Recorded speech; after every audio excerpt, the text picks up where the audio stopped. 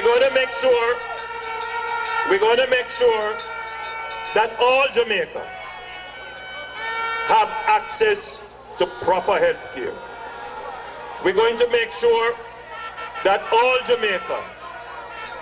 Jamaicans who need social welfare assistance get that assistance in the PATH program.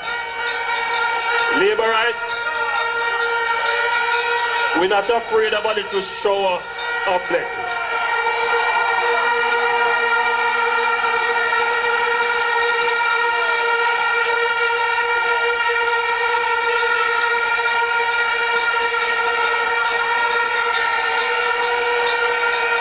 We're going to make sure that we put in place all the institutions and all the legislation necessary to stamp out corruption in this country. We're going to continue the reduction of crime. We're going to continue with the stability in the economy. But we're going to also make sure that we have an efficient public sector. We're going to pay attention to our agriculture. We're going to make sure and continue the policies that we have started to ensure that our farmers have access to technology, financing, and markets to produce their goods and services, make a living out of agriculture. Labor rights, we're going to pay attention to rural communities.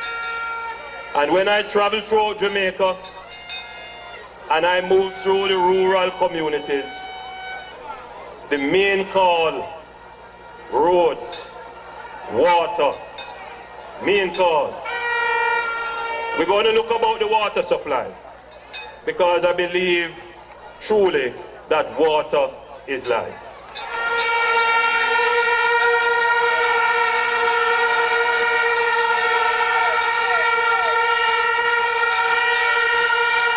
I believe that that is a priority.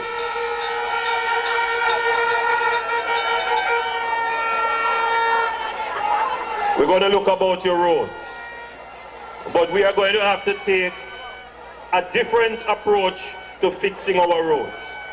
We can't continue in the present way that we fix roads. And I'm going to come to the nation very soon with a new strategy and a new plan for fixing the roads in Jamaica.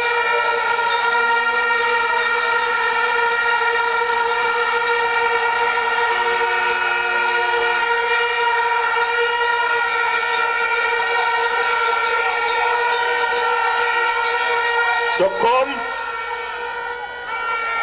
the 25th, I want you to have your Christmas pudding and sorrel, eat your gungo peas and chicken, make sure you have a big Christmas dinner, and on the 26th or the 27th, whichever day you're going to celebrate the Boxing Day, I want you to just take it easy and rest. Some of you might want to go to stage show. Some of you might want to go to party and look for family. But whatever you do, make sure you are home on the 28th. Well rested, well ready to go. Because come the morning of the 29th, you are going to be the first one at the polling station.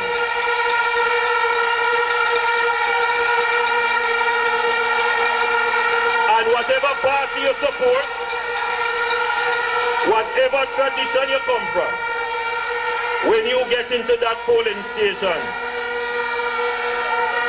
nobody can tell you now to show them your ballot, because we pass a law that say no, you can't show your ballot, or if you show your ballot, that ballot spoil. When you get into that polling station, you go behind the screen. And when you look on that ballot, what you see is the future of yourself and your children.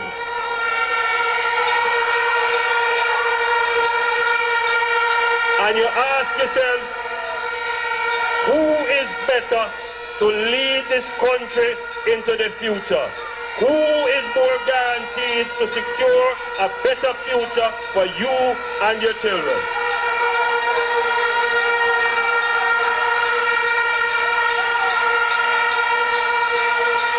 And when you're done, the only conclusion that you can come to is to put your ex beside the bed.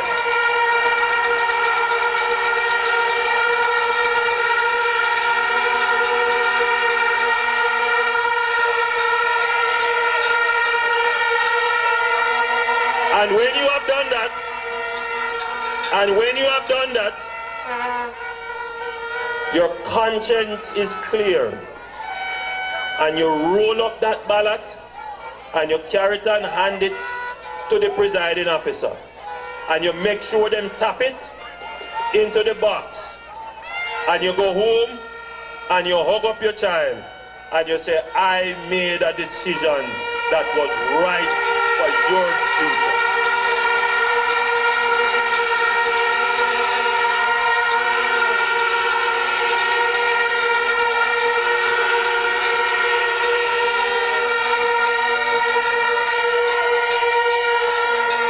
And you say to that child, I did it for you. I did it because I want to end poverty in my country. I did it because I want better infrastructure in my country. I did it because I want jobs and opportunity for all in this country. I did it because I want education for all.